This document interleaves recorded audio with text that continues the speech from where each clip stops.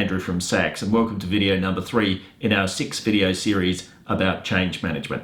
This one's all about receptiveness to change, why people vary enormously in the degree to which they welcome change or resist change. So far we've covered 2 topics in this series: the new normal, making forecasts about what the new normal is likely to be. We defined change from a psychological point of view, and we said that change is learning.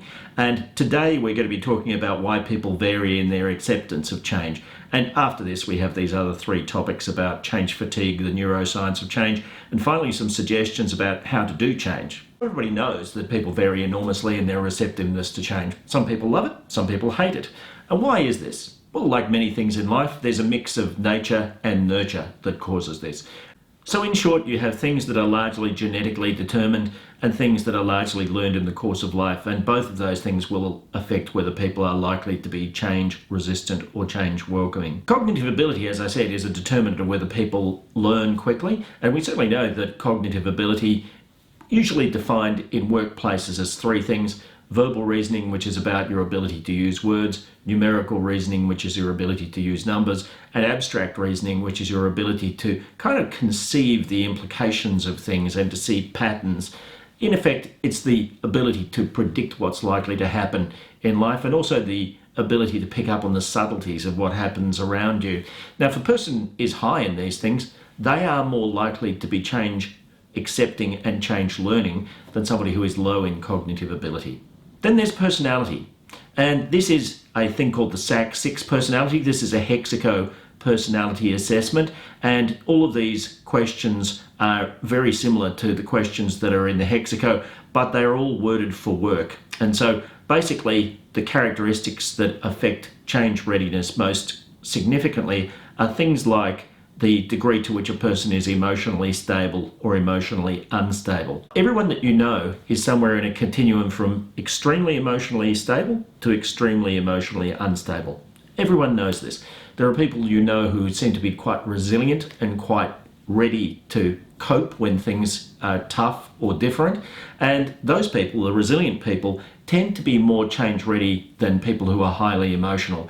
Because when people are highly emotional, what happens is when they're asked to change the way they do things, they tend to become stressed, and when they become stressed, that gets in the way of their learning, and so it makes it more difficult for them to change. A second component of change readiness is conscientiousness, and conscientiousness is in effect the second component of resilience. Highly resilient people are both emotionally stable and conscientious.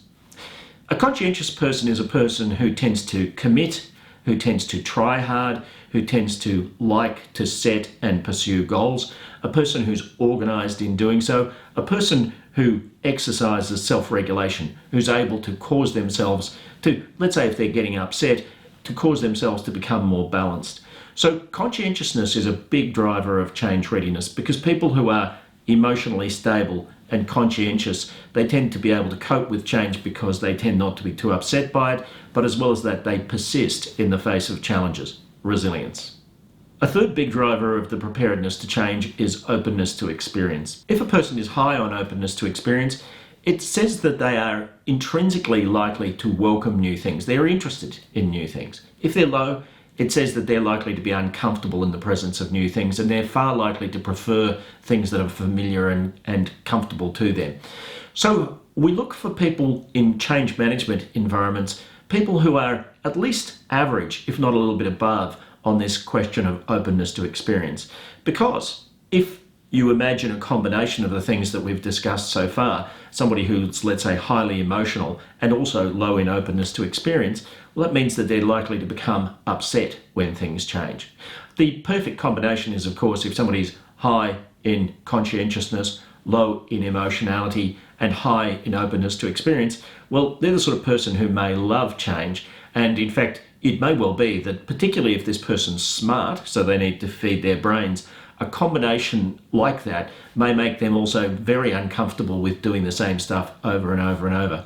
So personality, which is quite heavily genetically determined, and cognitive ability, which is also quite heavily genetically determined, have a big impact on a person's ability to take change on and their liking for doing so. This is the Sachs Work Value Scale, which has been validated against the Schwartz Portrait Values Questionnaire. So these are personal values, but they're personal values which relate to the workplace. Now, many of these values, and there are 11 of them, don't really relate to change management at all, but some of them do have a big relationship. Variety. So this is the degree to which a person welcomes the opportunity to do a range of different things. And you'll see this candidate here is in fact quite low in variety. So they're quite comfortable doing the same things over and over. You'll also see that traditional values, this is the degree to which a person is highly traditional in the way that they view things.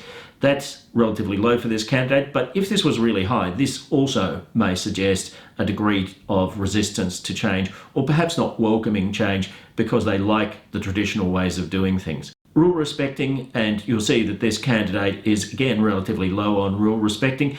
So if a person is extremely high in rule respecting, what that may tend to make them do is to be obedient to the way that things have historically been done in an organisation. Now, in change management, people often talk of a thing called positive deviance. Good change often comes from positive deviance. The idea of positive deviance is where somebody does something different from what we all expect, but it actually improves things. And you can't really have spontaneous change without positive deviance. It's a very strong asset in change management. Now, on the way in, it's possible to measure the change resistance of individuals, and this is an instrument that we offer at Sachs, where you can measure the degree to which a person is change resistant. And you see that this person's got a low score in change resistance, which says that he or she is not a particularly change resistant individual. So that's why people vary in their acceptance of change. There are good nature and nurture reasons why this happens. And so these characteristics you can recruit for a more change-ready workforce by virtue of concentrating on the characteristics that we've mentioned in this video. In the remainder of these videos, we're going to be talking to you about some really important issues associated with making change happen. The next one is about preconditions of change and a thing called change fatigue. You've heard, I'm sure, of where people say that people in this organisation are change fatigued. Interesting that, isn't it? I wonder what that means. Watch the next video to find out.